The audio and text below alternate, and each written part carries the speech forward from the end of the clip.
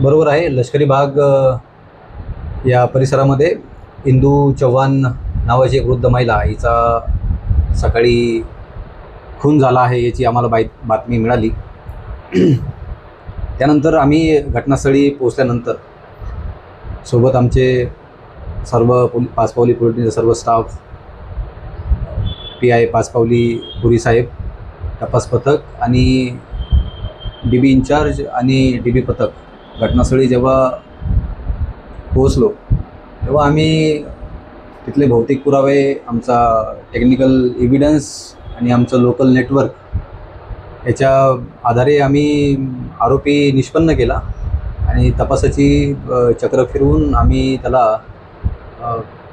अर्ध्या तासामध्ये अटक केलेली आहे. तो कळमेश्वर या ठिकाणी एक छोटंसं गाव आहे, त्या ठिकाणाहून आमच्या DB पार्टीने त्याला ताब्यात घेतला आहे.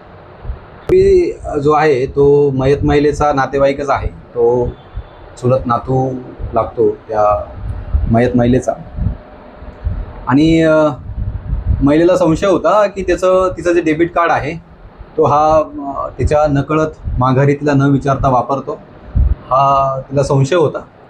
आणि आपली चोरी उघडकीस येईल या आधारे, या कारणामुळे तिनं तो जो आरोपी आहे त्या आरोपीनं दारूच्या बिअरच्या नशेत असताना स्वतःकडचा जो चाकू आहे तो चाकू त्याने 4-5 महिन्यापूर्वी एका ऑनलाईन पोर्टलवरून, प्लॅटफॉर्मवरून मागवला होता.